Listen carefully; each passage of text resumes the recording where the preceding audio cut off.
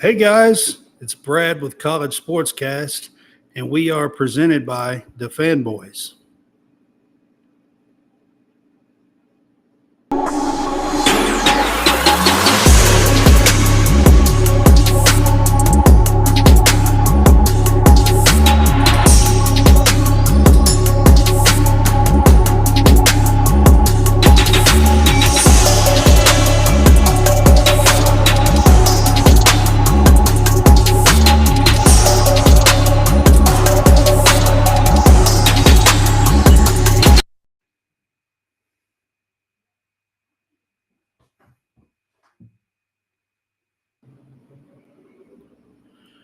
Welcome back. Hey guys, welcome back. It's Brad with College SportsCast. We are here tonight to do a GameDay Pick'em show for you, and we're going to discuss some college football topics and possibly some basketball topics as well. So I have a different guy on with me, John Roberts and Jason. So Jason's doing AAU basketball. And he told me, and I forgot, he's either in Phoenix or he's in Dallas this weekend. The next 2 weekends, one's in Dallas and one's in Phoenix, and I can't remember which one's which. So he was heading out. They leave on Thursdays and do a weekend tournament. So he was heading out to one of those destinations today. And John Roberts messaged me earlier and said that his work schedule was just crazy today and that he didn't think he was going to get back and done and home in time. So I scrambled and got John Hammonds on with us tonight. So welcome in, John. I appreciate it.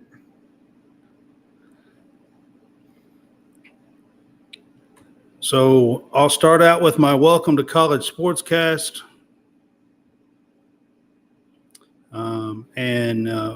We are sponsored by Bluegrass Brads. That's me, by the way. And we are also sponsoring the Fanboys and Greenville Sports Media as well now.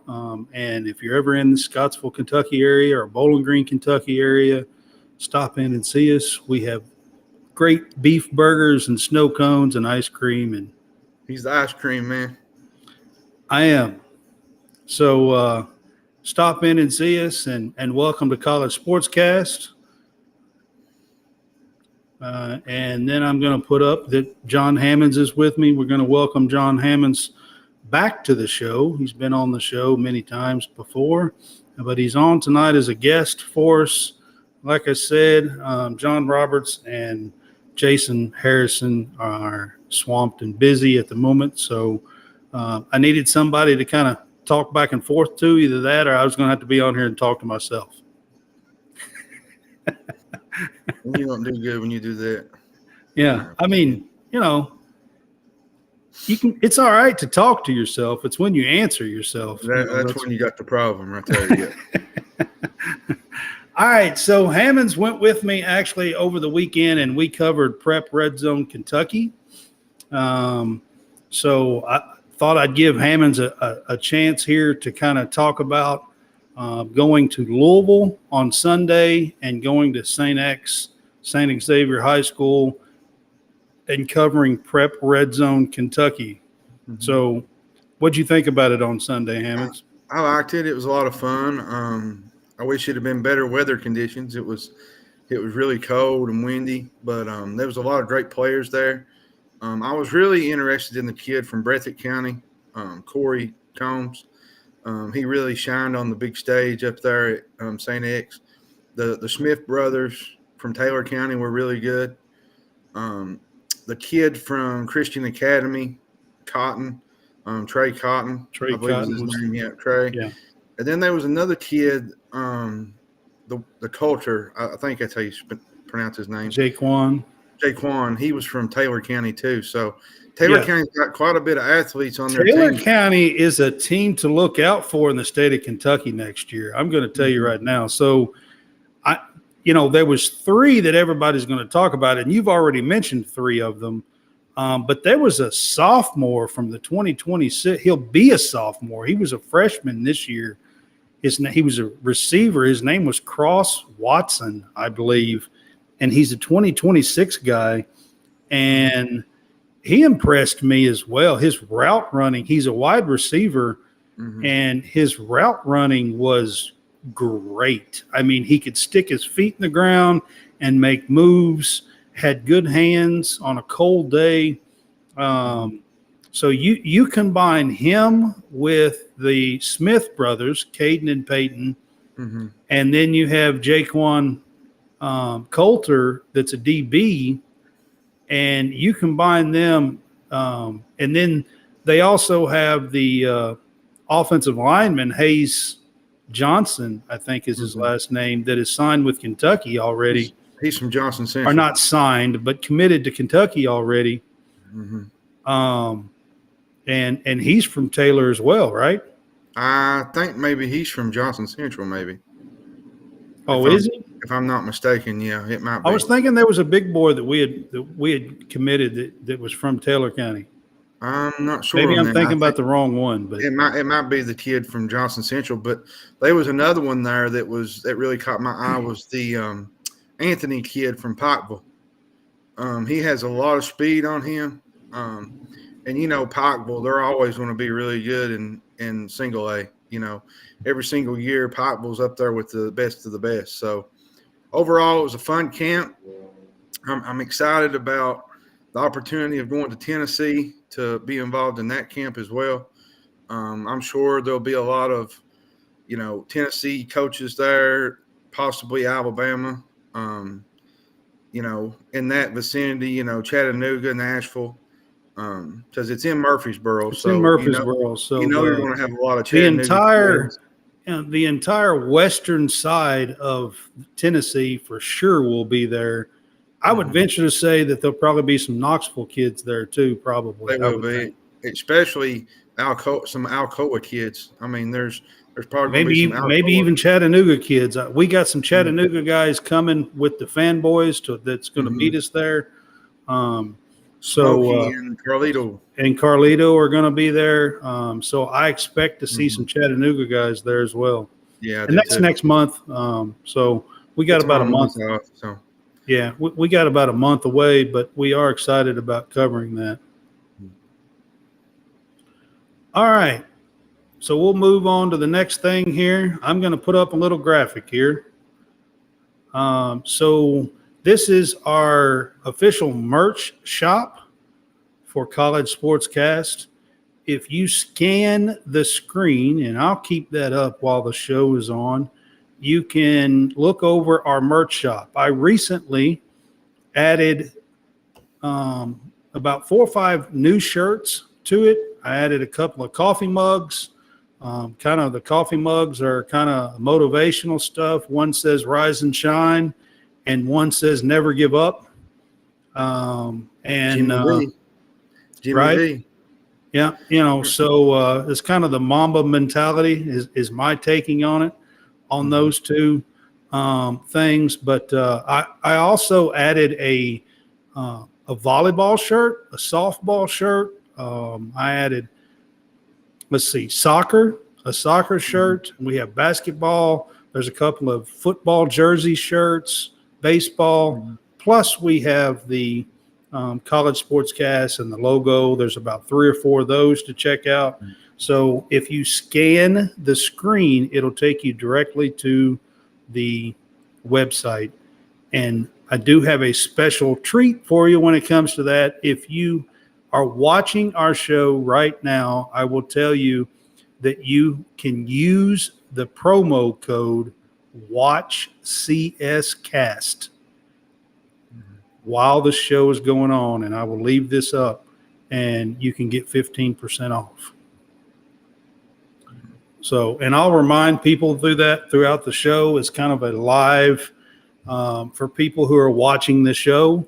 You can get 15% off. Again, that code is WatchCSCast. And I'll leave this up while we're on tonight. That way everybody can get a chance to scan that code. And the QR code there at the bottom, if you put your phone up and scan that code, it'll take you directly to the website where you can order, and you can shop around and look. Yeah, there's all kinds of neat little things on there. Trying to be anyway. So today's big news in college basketball world was that Hunter Dickinson is going to visit Kentucky starting on the 23rd. Yeah. And he's going to visit, it says, to the 25th, which would be a 2-day visit in Kentucky. And that is going to be after he returns from a Kansas visit. He's supposed to be going to. And then I think after the Kentucky visit, he's got Villanova that next Friday, I think. Yeah. So we probably won't hear anything till probably for about 2 weeks, unless he just absolutely just blows us away and says, hey, I'm going to Kentucky or Kansas Monday afternoon or Tuesday. I mean, right. It's possible. I mean, these two big schools, that are going to throw their big pitch at them and tell them everything. So, and he's averaged 18 and a half points a game for 3 years, 8.5, 9 rebounds a game for 3 years at Michigan. He does have a COVID year as well. So, I mean, he technically could have 2 years remaining with that COVID year if he needs it or if he wants it for whatever school he goes to. He possibly could be there 2 years. The Kentucky news is kind of coinciding with the Oscar Tshiebwe news. So it looks like more than likely that Kentucky, if they do get one, will only be one and not both. Well, according to Kyle Tucker today, he said that it was his understanding that Oscar told the staff that he gave his blessing to go build a team. So if that's the case, you either got to think that Oscar is either gone or that Hunter Dickinson is going to end up eventually signing here, and then that's going to just, push Oscar out the door. Or there could be a possibility where him and Oscar could play together, which I don't know if that would actually happen. I don't see that happening, but I mean, stranger things have happened, I guess. But I really don't see it. I tell you why I don't see it happening, Brad, is just because of Aaron Bradshaw. Because Aaron Bradshaw is wanting to play the 4, and then if you got Dickinson at the 5, where are you going to put Oscar at? You ain't going to put the National Player of the Year. So you ain't going to have him coming off the bench. I mean, that's just no. If Oscar comes back, he won't come off the bench. That's just not. That's just not going to happen, though. Yeah, I mean that won't happen. I don't care who's here. Oscar won't come off the bench. But my guess is that Oscar wants to do everything he can do to become a pro. Yeah. But that being said, he's not even listed in the second round on mock drafts. Now, here's the thing that we put all of our eggs in a basket with Shaden Sharp, right? And we got burned on that deal. Then you had last year where you could have had another guard with Reeves, but I guess Cal didn't really go after anybody else after he got Reeves, and CJ. But we've been burned, I guess, the last 2 years, and we can't have that happen again. He's got Ugana has announced he's coming back. You'll have a Du Fierro back next year. Yeah. That'll be at least 2 players that are back, and you've got the 5-star kids coming in. All right, so that's 7. If you can land one of Hunter Dickinson or Tshiebwe, then you've got 8. All right. Then you might just need a role player. Then you've got Reeves that's still going to probably make a decision, and I keep hearing that there's a likely 60% chance that he comes back, that his NIL money will far outweigh anything he can do, professionally. So, and then you have Livingston, which got good news today a little bit about. Chris Livingston, who, there's some news today that he's 50-50 about returning or staying in the draft. I don't know at this point. You still have to go through, combines and all that kind of stuff. And he is close to, a second round pick, but he's not quite there yet. Livingston's not. I mean, maybe he could get there in the combines and stuff. And then technically, Damian Collins has not announced anything yet. I think he said a thing, no. So we still don't know exactly about Damian Collins. And then you got Lance Ware on the bench as well. Which I don't think he's going to leave just because he played with DJ Wagner at Camden. In high school. Yeah. He played with DJ Wagner in high school. And so there are 4 others. And then I didn't even mention CJ Fredericks. Early on, I had heard that there was a chance that Fredericks would like to come back. Well, his situation, he's been injured. He's engaged to one of the former UK players. And the girl that he's engaged to, who is a basketball player herself, has announced that she's not coming back. Mm-hmm. So Blair Green has announced that she's not coming back for her, 5th year, COVID year, whatever, whatever it would have been, but she could have come back one more year. So maybe the writing's on the wall that CJ doesn't come back. I'm not exactly sure, but here's the big thing with the portal that I told some people yesterday.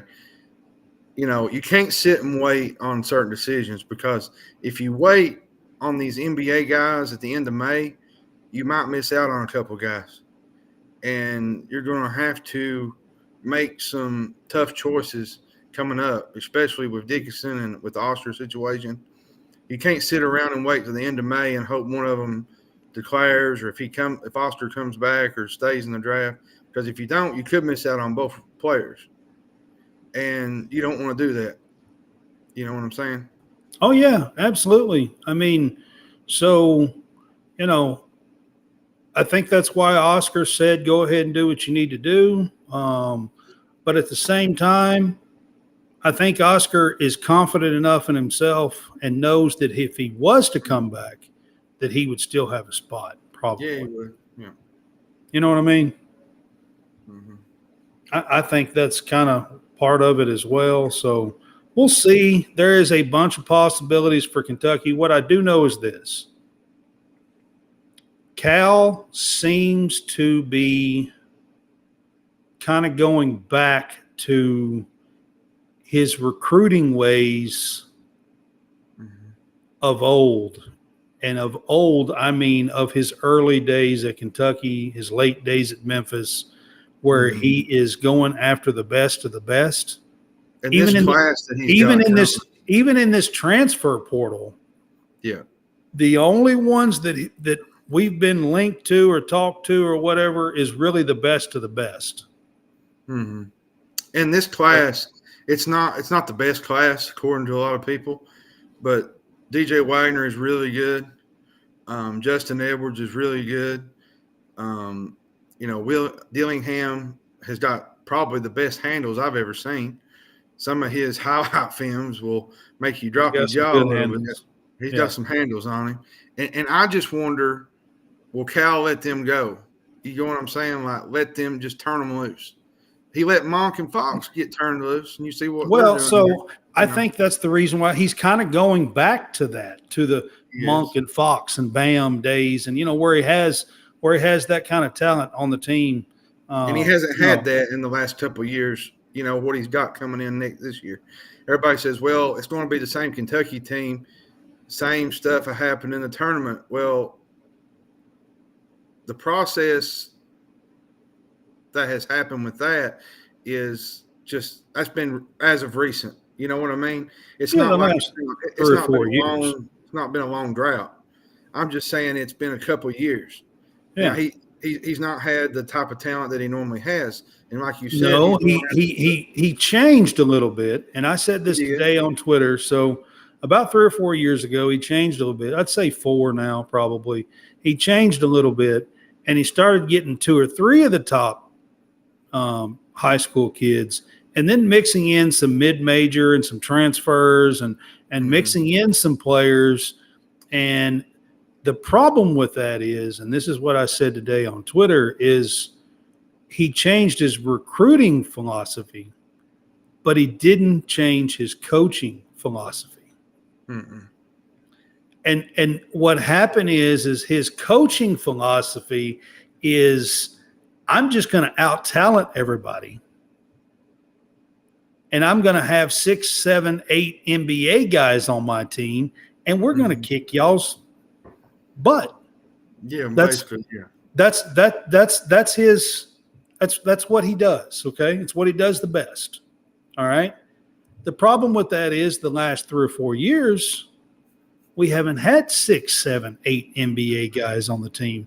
We're lucky if we have 2, maybe 3. That's why I felt bad for Case and Wallace. You know, he was just in that group of, you know, I don't know. It just never seemed like he got in a groove. There was 2 or 3 games there where he played really well, and then he had that injury, and he just never seemed like he just. And I'm not knocking the Kentucky guys, because Toppin and Oscar are at best are fringe NBA guys. They have a lot of talent, but at best they're fringe NBA guys. Livingston is a fringe NBA guy, at least after 1 year. There was flashes last year. Like now, Livingston, I think Livingston can be an NBA player. I actually think Damian Collins can be an NBA player if he gets playing time. But Collins needs to put some extra weight on. He needs to bulk up. What I'm saying is there was some guys that are on the fringe on the team last year, but they're not quite there. I mean, Reeves would love to play professional ball. He's a great player. I mean, he's a good player. You know what I mean? But he's not Blake Monk level. No, he's. You know what I mean? He's just not. He's not Tyler Hero level. No, he's just. He's average. You know, he'd be good. He's better than just average. Well, I wouldn't say he's average. I say he's more like a role player type. Yeah, you know, and that's good. And that's good. And he can knock down 20 any night. He can. I'm not going to say he can. He can. He proved that. He did. You know, so he went cold on a night that we needed him, though. Kansas State. He just never could get it together. But that's what happens. That's how. That's how John Wall's team got knocked out. We went cold on a night when we needed it. You know what I mean? Happens in the tournament. It's just one of those deals. Yeah. All right. So I do have the screen up for you guys. You can go to our merch shop there, scan that code or scan the QR code there on the screen. When you are shopping, you can use our code WatchCSCast for a 15% discount. I'll throw that out at you. We're going to move along and talk some football. So there was a Brad Crawford 24/7 article that come out a couple of days ago, and he is ranking the SEC quarterbacks and gives a little bit of update and info on the SEC quarterbacks 14 through 1 coming out of spring camp. Okay. So again, this is Brad Crawford 24/7. I want to give credit to where credit's due. I'm just kind of using this as a tool to discuss and stuff. At number 14, he actually has Graham Mertz with Florida as the number 14 ranked starter in the SEC. And I'll be honest with you, there wasn't a lot of really positive news out of that Florida spring game. The spring game the other night was dull and boring and hardly any offense.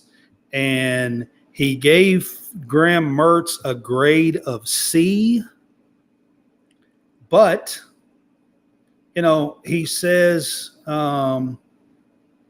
he was brought in from Wisconsin, and he didn't exactly light up the scoreboard, basically. So if you remember correctly, Graham Mertz was connected to Kentucky at one time, and He then I was don't really early know on. early on, and then it just kind of evaporated, and they went, and Kentucky went an opposite direction, which I'm kind of glad they did in a way. So I'm just throwing this out. You don't see Florida dead last in the SEC in too many things, Not many. you know. But at number 13, he has Robbie Ashford from Auburn. I figured that would be. Number 13 is Robbie Ashford with Auburn. He did give Robbie Ashford a spring grade of a B. But, you know, he's not exactly a match with the new head coach, Hugh Freeze. You know, Hugh Freeze likes to sling the ball around, and Robbie is more of a dual threat, yeah. Dual threat, more of a running dual threat quarterback. So they're not exactly a match. You know, so it's still yet to be seen on who is actually going to get the starter spot. But Brad Crawford is saying as of now, after spring, that he thinks that Robbie Ashford is going to be the guy. And he's ranking him 13th in the SEC. He's got a lot of work to do between now and September. Yeah. Especially throwing the ball, yeah. All right. Number 12, he has Brady Cook, Missouri. I don't agree with that in a way. But that's his opinion, though. Yeah. This is an article with here, but, you know, with him that Brad Crawford did. But, you know, he's Eli Drinkwitz is, you know, sticking with him. He does have he has Jake Garcia, who transferred in there. You know, so he has another option. But he is putting Brady Cook as the possible starter for Missouri. There were some games last year where Brady Cook looked really good, then there was games where he looked really bad. But, you know, I still think, to me, he actually didn't participate in the spring. He's coming off of a shoulder surgery, a labrum. So he actually didn't participate in the spring. So I do want to put that out there.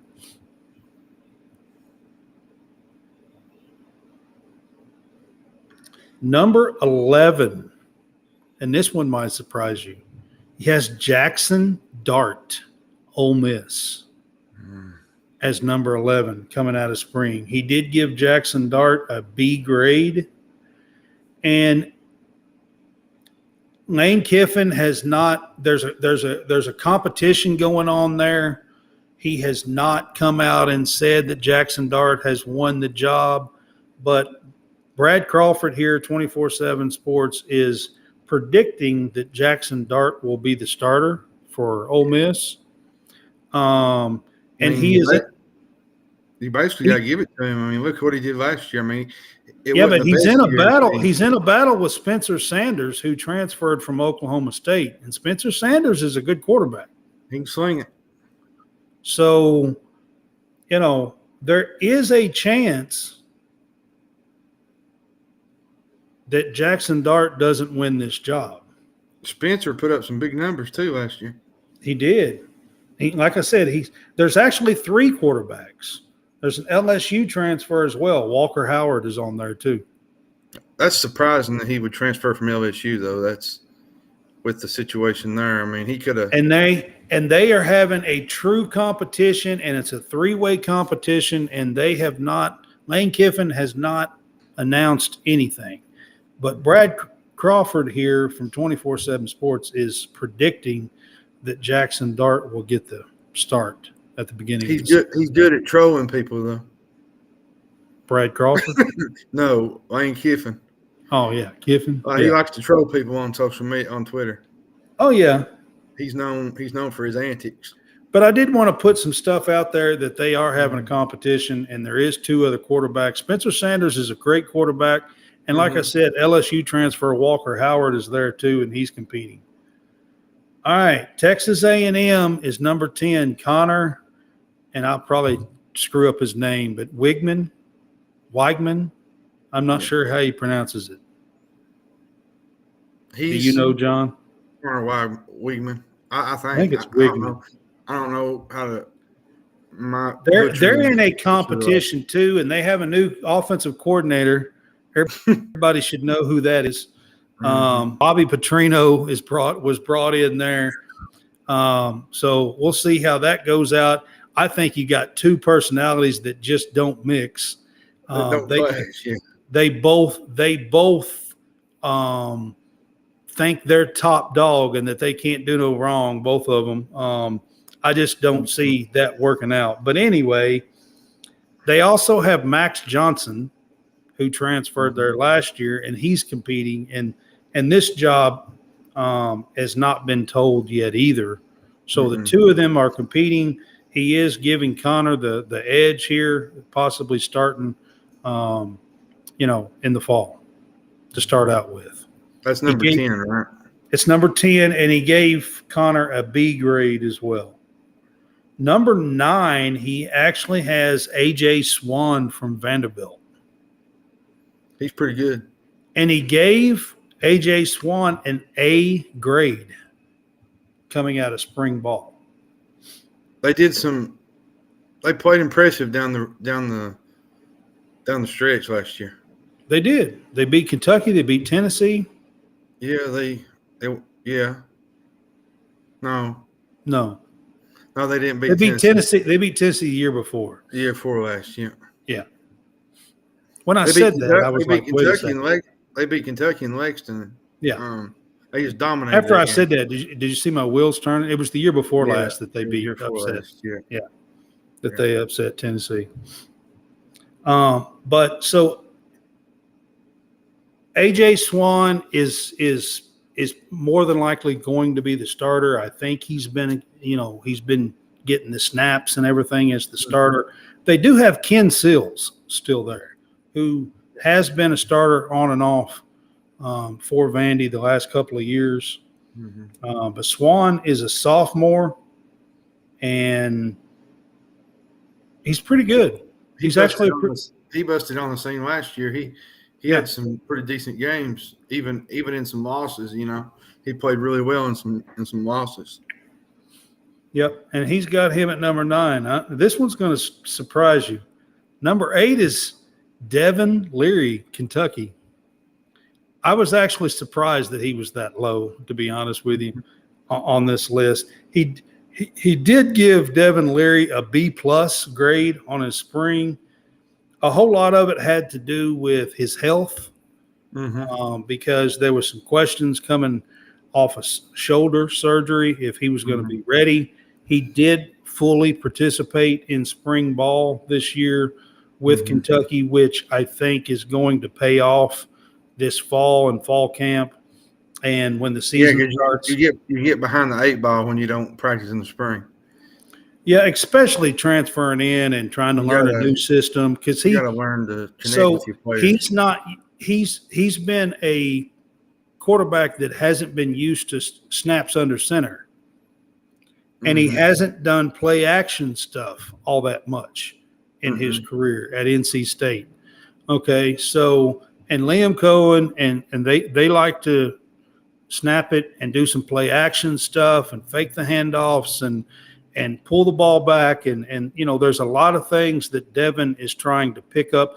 Not only that, but the offense is a pro-style offense. You're going to be learning pro-style language, and he's not coming from that, and he has to learn all of that.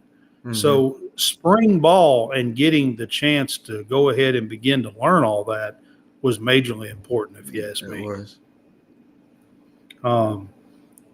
I was kind of surprised that he had Devin Leary at number 8, though.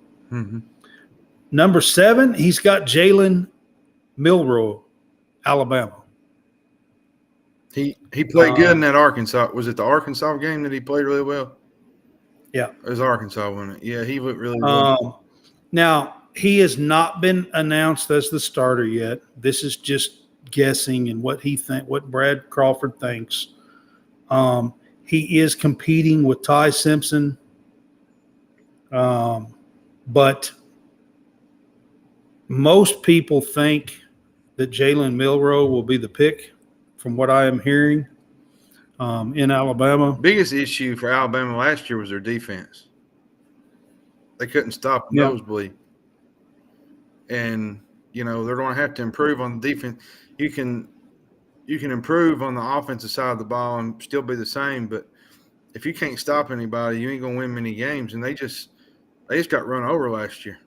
And just wasn't your normal Alabama unit that you're used to seeing out there. Yeah, this is true. But don't be surprised if the offense doesn't click and still look just as good even without Bryce Young. Yeah, you're playing for the GOAT. I mean, Don't be surprised. That's all I'm saying. Yeah. Number 6, they have Will Rogers, Mississippi State. They gave him a B. Pick. They gave him a B grade coming out of camp. Mm-hmm. He is definitely the starter. No question. He is going to be the starter now. It is a completely different team, new offense. It's not going to look the same. I'm going to miss Mike Leach. I'm just going to say it up front. I'm going to miss the air raid, and I think Will Rogers is going to miss it too. Yeah. You won't see 40 touchdowns from him this year. You won't see him with 5,500 yards or whatever it is. He had a whole bunch the last 2 years. Led the nation both years, or it might have been both years. Mike Leach he's just a special person, and his interviews his 72 touchdowns over the last 2 seasons. That's amazing. And they wasn't nobody that loved each other more than Will Rogers and Mike Leach. They was connected at the hip, and they were. And it's going to be first couple of weeks is going to be tough without coach. Myself. I mean, Arnett's going to be he's a great defensive mind. I don't know how he's going to do as a head coach, but he's a great defensive mind, and we'll see how this works out. But for me, I'm going to miss Mike Leach, and I think Will Rogers will too. Mm-hmm. Number 5, they have Spencer Rattler, South Carolina. That's number 5. Let me say this: they gave him a B+ grade coming out of spring. He really played balls out. If we get the Spencer Rattler from the last 4 games, the last 3 games, games, South Carolina's going to be something to deal with. But if we get Spencer Rattler the first 8 or 9 games, I'm just not. I wasn't overly impressed until like 3 games. I mean, Tennessee game, which you got to remember, Hendon Hooker got hurt and he tore his ACL and he was out for the year. But that whole game, he torched Tennessee's secondary. And I'll even go as far as say this: if Tennessee doesn't lose that game, they're going to the college football playoff. Oh yeah, they probably are. With that one loss they had. 5 is somewhere close to probably where he's going to be. 5-6 range would be my guess. I don't know. I myself, off of what Devin Leary has done. Now he's transferring a different team, new league, and all that kind of stuff. But anyway, number 4, Tennessee's Joe Milton. Gives him a rocket for an arm. He gives him a B+ grade coming out of spring. I'm going to tell you something. And he says that there is no quarterback controversy out of the Vols coming out of spring, which is a pretty big statement with the 5-star kid coming in. Nico's pretty good. And I'm going to be honest with you. Joe Milton is got a rocking of an arm. And maybe even better than Hendon Hooker. And Hendon Hooker, if you put him in a Josh, just an arm. Yeah. You put him in a Josh Heupel offensive, playbook, it's untelling what this kid could end up being. Do you really think that he has it locked up with this Nico kid? I don't even want to begin to try to pronounce his last name. But I wouldn't say it's a lock, to be honest. I think Nico will see time. There'll be times where Tennessee might blow a team out and Nico will get some spot minutes, mop up time. But, I mean, if you look at what Joe Milton did in the Orange Bowl against Clemson, he was pretty impressive at times. And it's going to be hard to knock him out of being the quarterback.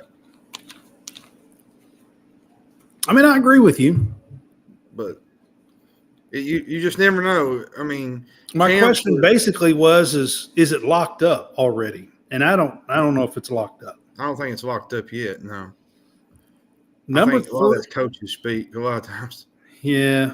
Number 3, he actually gives very high praise to Carson Beck from Georgia. He looked good the other day in the spring game. The spring game. He's got an arm on him. He says that he looks great. He went 18 of 22 in the spring game. Crawford says he reminds him a whole lot of Drake May from North Carolina as a college quarterback. Pretty good. And he says that he does not think that they will miss a beat after the 2-time defending champ Stetson Bennett. I don't know. Leaves. I don't agree with that. That's what he says. I know a lot of people don't like Stetson. And, everybody said, well, he can't do this, he can't do that. He just won 2. Crawford is actually predicting that he plays so well that he'll be in next year's draft. Carson Beck. Sorry, I just love talking season. I love talking season, don't you? Yeah. I mean, I'm just throwing it out there. That's what the article says. Okay. I mean, it's hard to replicate. And he gave Beck a grade A for spring. It's hard to replicate what Stetson Bennett did. He was a two-time national champion. Come off the bench and won him a title. Like, he's giving a kid the number 3 spot and never played. Stetson done it all. So I mean, I'm gonna be honest with you.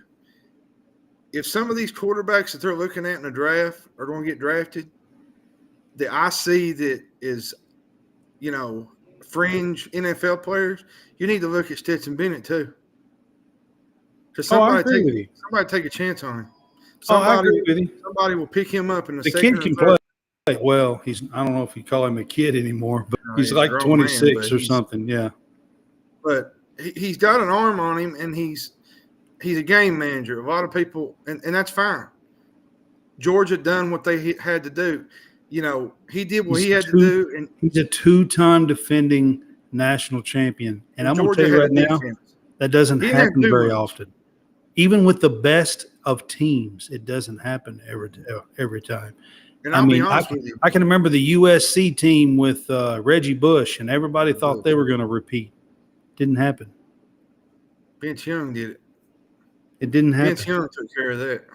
All right. Number 2, Jaden Daniels, LSU. That's who he has. He has him at number 2.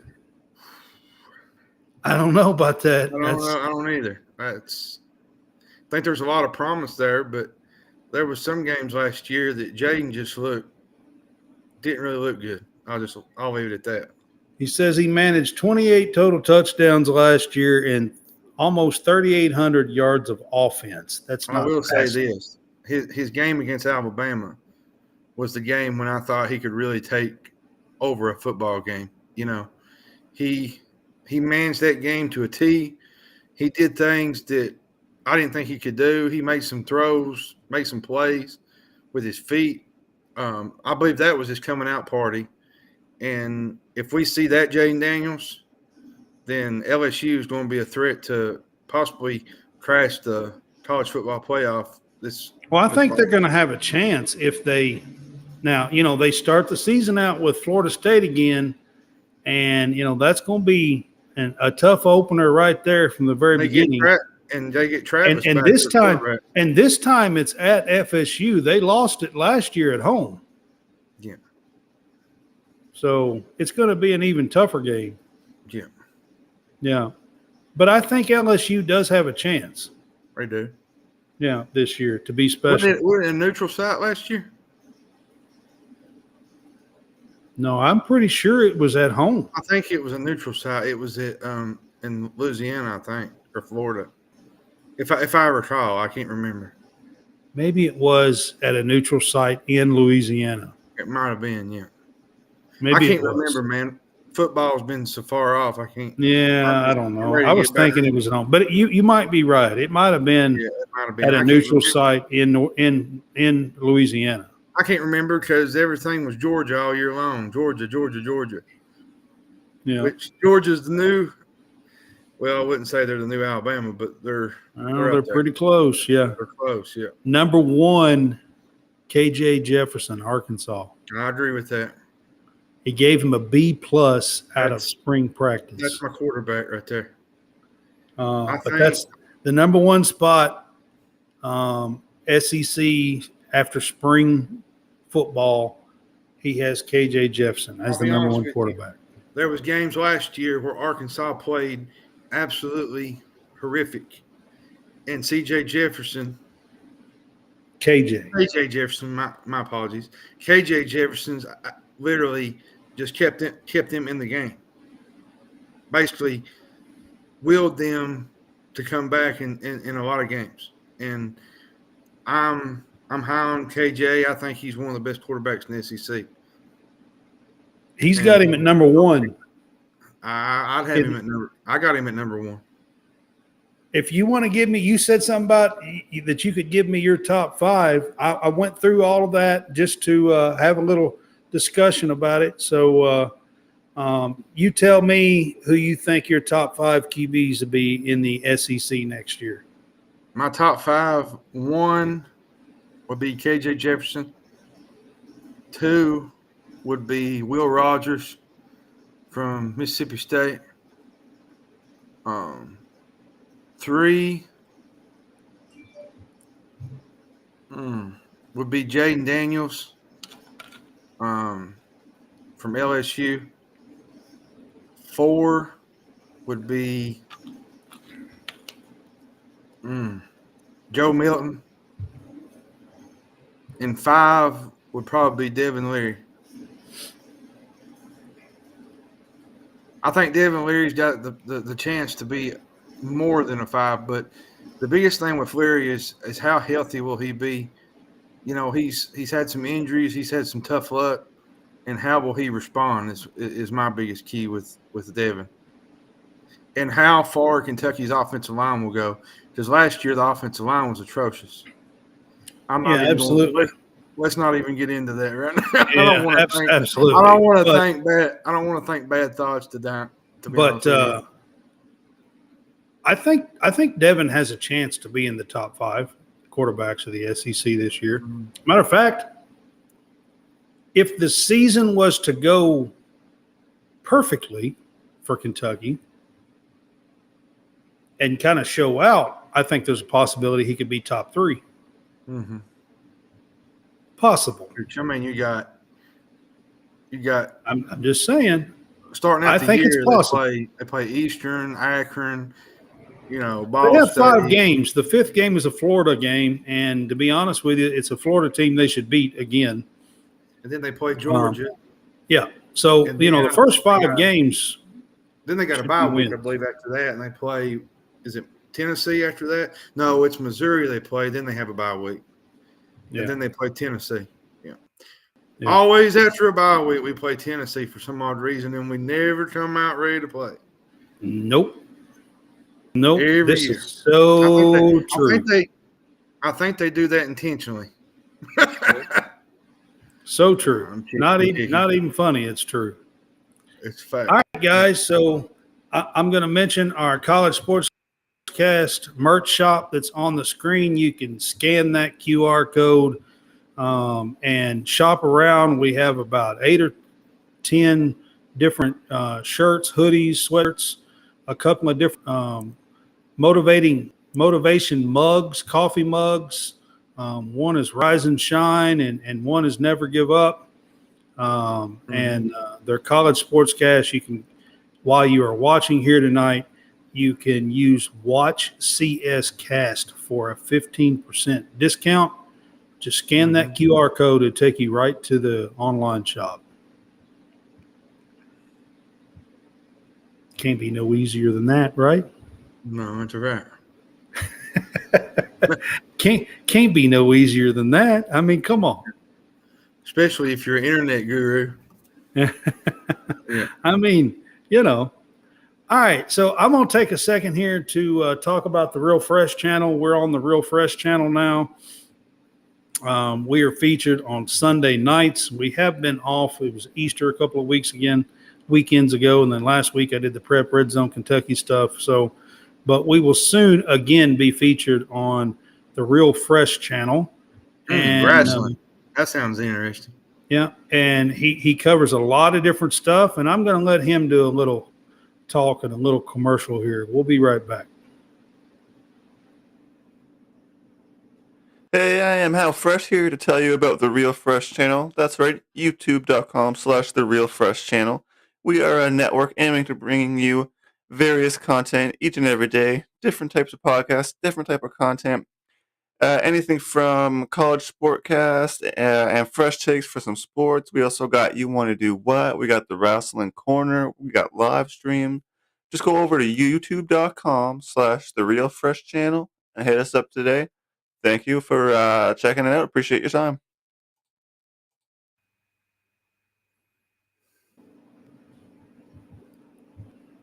All right, guys, y'all check out Howie Fresh, the Real Fresh channel. Howie. Yep, he's helps us out a lot. He's part of the fanboys over there at the top of the screen, as we are too. So just kind of helping him out here on the show, and we appreciate Howie, and check his channel out as well. So I'll try to get that in when I have time and when I think about it. So we're going to move on to our game day pick'ems. This time of the year is baseball season. College baseball SEC season is halfway through. Last weekend was the 5th of 10 weekend series.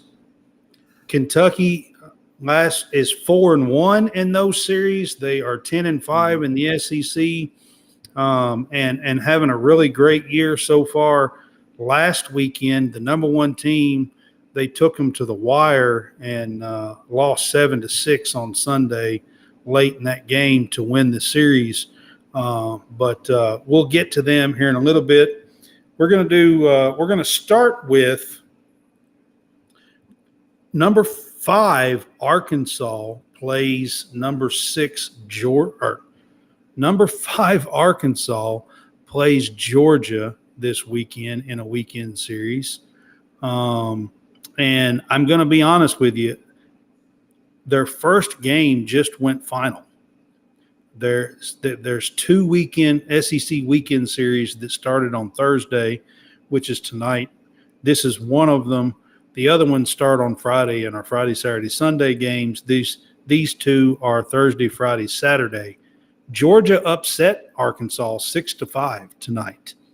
Georgia is near the bottom of the SEC East. I don't think they took 2 or 3 from Kentucky. Yep, they did. So Georgia is on the up now coming. So they also have knocked off Arkansas tonight 6-5. So there's 2 games left. Where's it at, Georgia? Yes. There's 2 games left. Does Georgia continue continue their upswing and get one more of the 2 games and knock off Arkansas in this series? I don't think so. I think Arkansas will be ready this weekend. I think they'll That's win. what I would pick. I would pick Arkansas. I mean, they're 5th-ranked team in the country. I think they'll win. I would pick Arkansas to win this because Georgia started out not good, but they've come on. They also beat Auburn too, I'm pretty sure. Mm-hmm. I got Arkansas. All right. Then the second series that started tonight, and this one's kind of surprising. Florida is number 3 in the country, and South Carolina is number 6 in the country. South Carolina 10-run ruled them in 7 innings, 13-3. God. And Florida, South Carolina's legit this year. They are, but Florida has their first baseman is, if I was picking, and I'm not picking, and I don't know enough to be able to say that I even could pick, but their first baseman I would pick for the Golden Spikes Award right now, either him or the LSU pitcher. One of the two. One of the two I would pick. So for them to get beat now, it's at South Carolina, and they got beat 13-3 tonight. There's 2 games left in the series. And does South Carolina take this series from Florida? I think they do. Yeah, they are. Oh, their offense is legit. Honestly, they South Carolina is. Yeah, they can score some runs. Yeah, but I'm telling you, Florida first baseman is like leading the country in RBIs and home runs. He may be second now, but I'm telling you, he's a bomb hitter. He can hit the bombs. Yeah. All right. So then I'm going to look at the rest of the SEC. You got Vanderbilt at Tennessee. Vanderbilt is ranked 4th in the country. Mm-hmm. And believe it or not, Tennessee has fell completely out of the rankings. I wouldn't be shocked if Tennessee don't even make the tournament. They're 23-14. They have fallen they started the season number 2 behind LSU. And they lost to Tennessee Tech the other night too. They did. They lost to Tennessee Tech in midweek this week. Vandy is actually leading the conference in wins over Florida. Vandy has the best record in the SEC right now. I want to say they've only lost 1. I think they're 14-1 or 13-2. I want to say 14-1. It's at Tennessee. Does Vandy take this series from Tennessee? Yeah, I think they do. Tennessee's on a struggle bus right now. Early in the season, I would have said Tennessee probably win this game, win this series. But I really think Vandy. I really think Vandy's going to win the series, and I'm not so sure that Vandy doesn't sweep them. I'm not, and then I'm not so sure Tennessee even gets in the tournament. Yeah, if they get there, they'll be lucky. This is true. There'll be some new teams arise this year. All right, Texas A&M is at Kentucky this weekend. Starts tomorrow night. Texas A&M is not ranked. They have the same record as Tennessee, 23-14. They are near the bottom. They were ranked. They actually started the season like number 6 or number 8 or something Kentucky's like that. what, 13th? Kentucky is ranked 13th. They're 29-7 overall. They're 10-5 in the SEC, and they get Texas A&M at home this weekend. I'm definitely going to pick Kentucky to win the series. I think they'll win the series. I don't think they'll sweep them. Yeah, they might not sweep. Texas A&M will win one of them. Yeah. Yeah, but I think Kentucky will win this series. They need this series. They play Florida and Vandy and South Carolina the next few weekends, and they've got a tough road ahead after this. After this one. Mississippi State is at Auburn. Both of these teams are near the cellar in the SEC rankings. What's wild is Mississippi State put a whooping on Ole Miss last week. They done some damage to the Rebels. It's at Auburn. Auburn can hit. Auburn's problem is they have no pitching. They have no pitching whatsoever. They have no pitching. Like, they just can't keep teams from scoring 8, 10, 12, 14, actually 17, 20 runs sometimes. Mm-hmm. They have no pitching. I think they might need John Roberts out there pitching for them.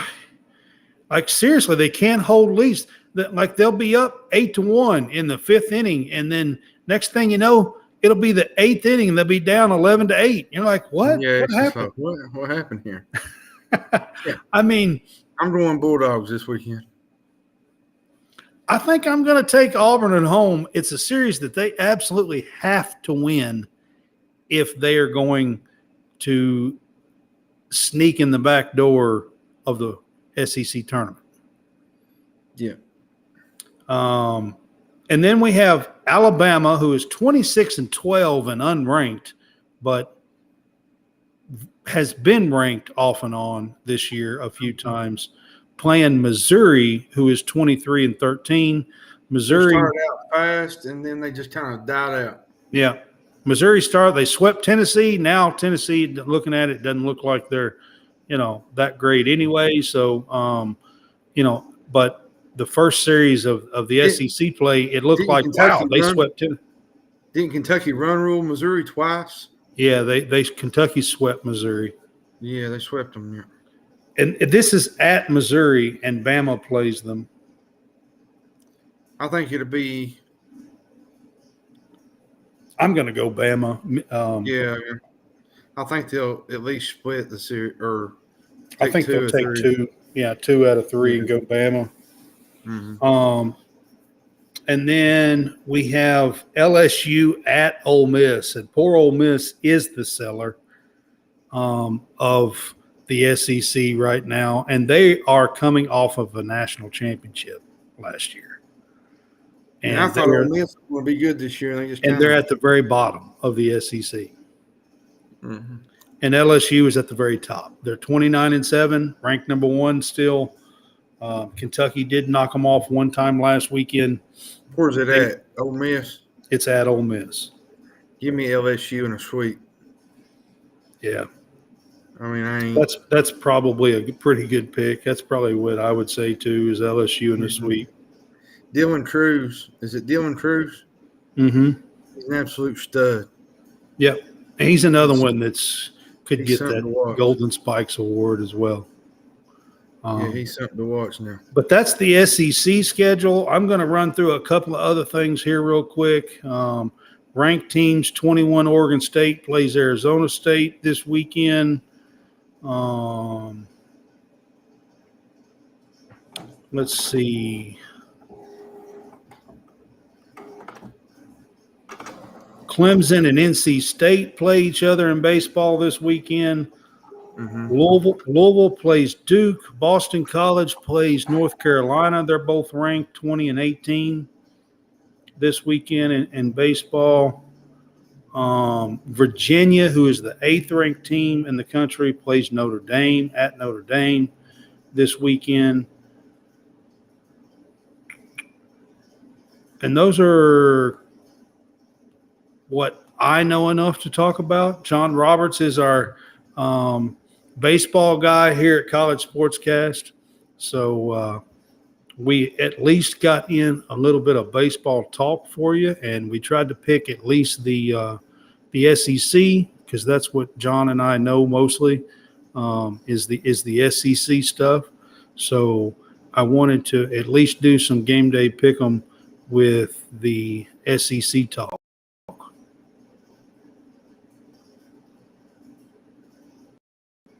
I was on mute, my bad. Appreciate you for letting me come on tonight. It's been a lot of fun. Hopefully you'll get John Roberts and Jason back on the menu. Jason will be back Tuesday, and hopefully John We'll be back Sunday. He'll be back Sunday. Sunday, actually, we have a Green Bay Packers NFL insider that's going to be on with us, and John's the one that lined this up. He does a Green Bay Packers podcast, and he's kind of an insider. You're a Packer fan too. Yeah, and we're both Packers fans, and he's going to be on with us Sunday. I can't really remember the guy's name. You know who you haven't had on? A Cowboy guy. And I know why. I wonder. And I know why, because you don't like. I wonder why. You do not like Dallas. Oh my goodness! I'm over Dallas. Yeah, everybody wants to talk about Dallas and this and Dallas that and this and Dallas next year, and Dallas is going to get this one, and they're going to move the chains next year, and they're going to do this, and I'm so okay. So since the early to mid 90s, when Dallas was actually good and everybody talked about Dallas, I was okay with it. That was 30 years ago, people. It's time to get over that crap. Mm-hmm. I don't understand. I just don't understand we've got two generations of decades of people started that have never seen Dallas do nothing in the NFL playoffs. It's the truth. So, how on earth do you still have all these Dallas fans? I don't get it. Listen, we're like the Yankees of baseball. You either love us or hate us. But the Yankees stay relevant. What has Dallas Cowboys done since 1995? They won a few division titles. That's about it. Just so over it. I'm tired of that's my deal. Yeah. Listen, you grew up in a time when you was a little kid, Dallas was the bomb. They were the team. Mm-hmm. And you remember that. Mm-hmm. That's fine. I understand that. I just don't understand the constant barrage of people who act as if Dallas has been relevant for damn near 30 years.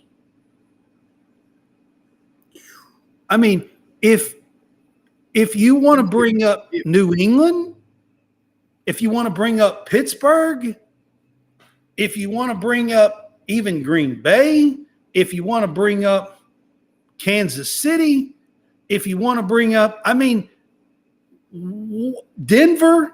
Denver's had some runs over the years.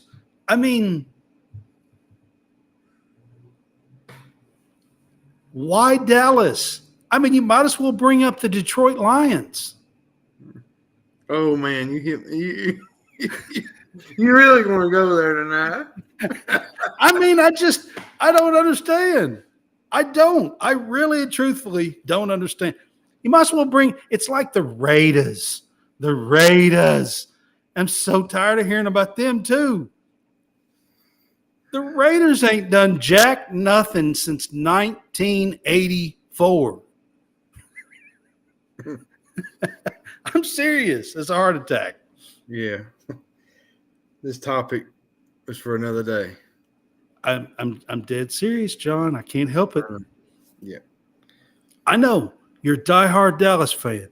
You grew up that way. They were great when you were a kid. When you were 7 to 10 years old, they were the team of the NFL. Something like that. Yeah. When you was a kid. Yeah. Poor old Tony Romo. And then poor old Tony Romo happened. This is where I do my rant about the Packers, but I'm going to take a turn and we'll just log out for the night.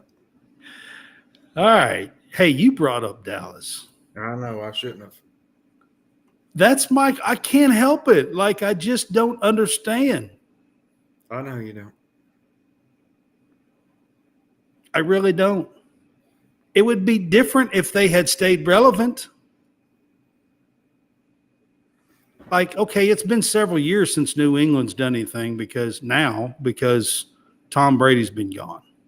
Mm-hmm. But let's just say that 25 years from now, there's still all this talk about how New England and all these fans, and New England's not done nothing for 28 years. What? Like, why? I don't understand it. Mm-hmm. It's like Washington Redskins, okay? You're a Dallas fan and you hate them. I get it.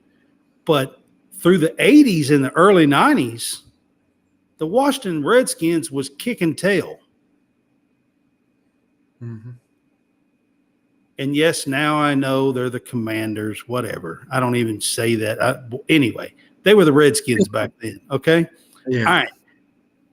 Now, does anybody even care? Like, does anybody even care about the Washingtons or whoever the hell they are this week? Mm-mm. Because they ain't done nothing for 30 years. Mm-mm. It's a new age. They haven't done a thing since 1992. It's a new age. So nobody cares. Yeah. Nobody cares. Oh, shit. I'm just saying. Nobody cares. Mm-mm. I'm telling you, Jerry Jones, he's the Al Davis of the NFL. Yeah. That's one Just thing we win. will agree on. Just win, baby. Just win. Just win. Okay. I'm done, John. I'm sorry. I'm killing your team. That's all right. I'm done. But I don't know. I can't help it when it comes to that. All right, man. You can jump off. I appreciate you being on with me. I'll wrap this up. I appreciate it. Do a few like show talk and stuff, and then I'll wrap this up. But I appreciate you being on with me and talking Kentucky and QBs and doing a few game day pick'ems and stuff for me. And then running down my Dallas Cowboys. Man, listen, I'm not saying people who remember the good days can't be fans. I'm not saying that. I just don't understand the masses of people who still act like the Cowboys are relevant. We get it. You're a Packer fan. That's it. Go Cowboys. Peace out. All right, man.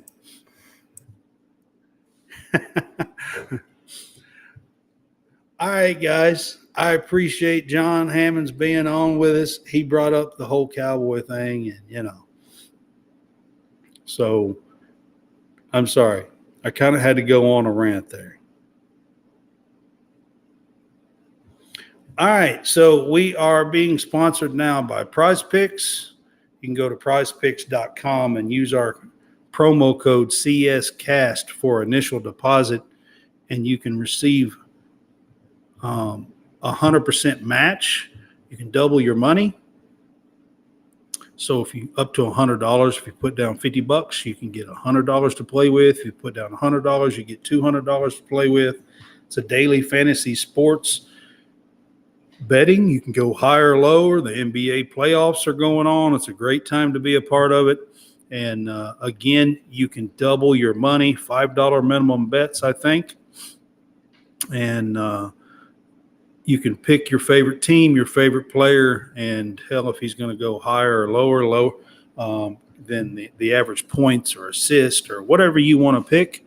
And use our promo code CSCast for initial deposit to double your money.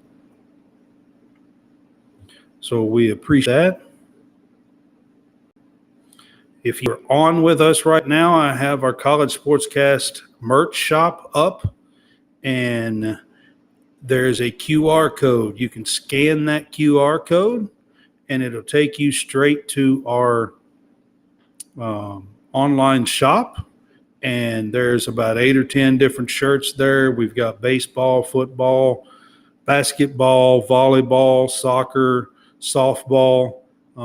And you can choose, I think most of the shirts have up to 5 colors that you can choose from.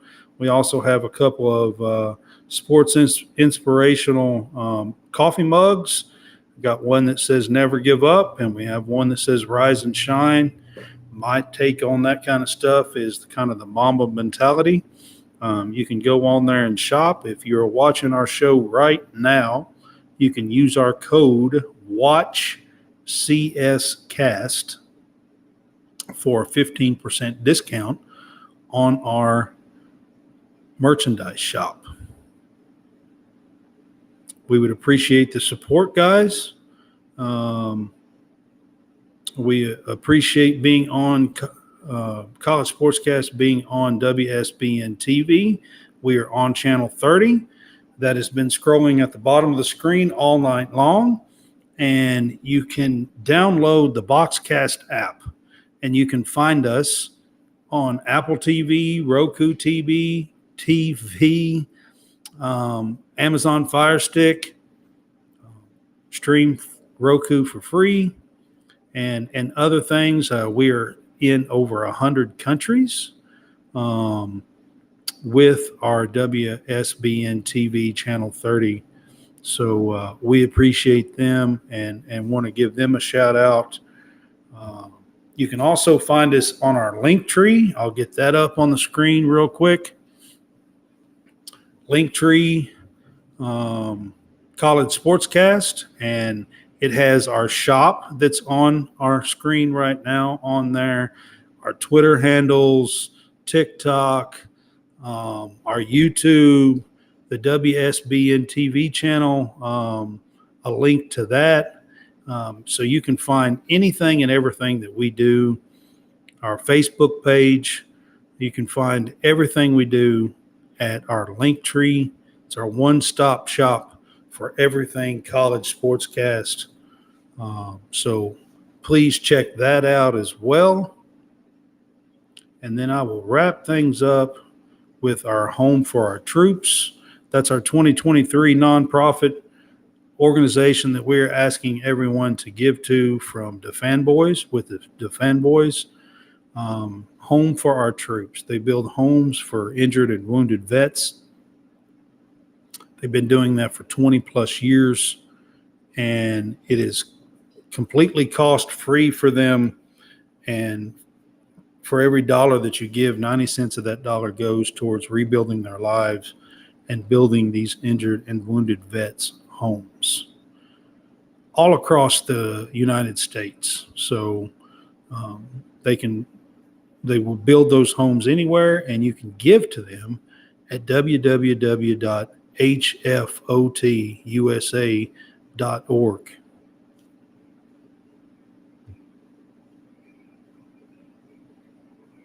All right, guys, I'm going to wrap this up.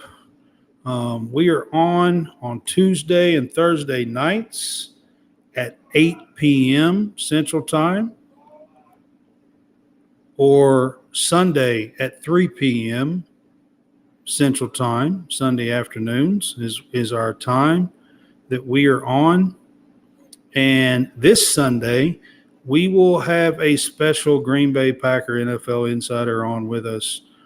John Roberts will be back with us on Sunday, I'm sure, and we will have him with us and be talking NFL draft.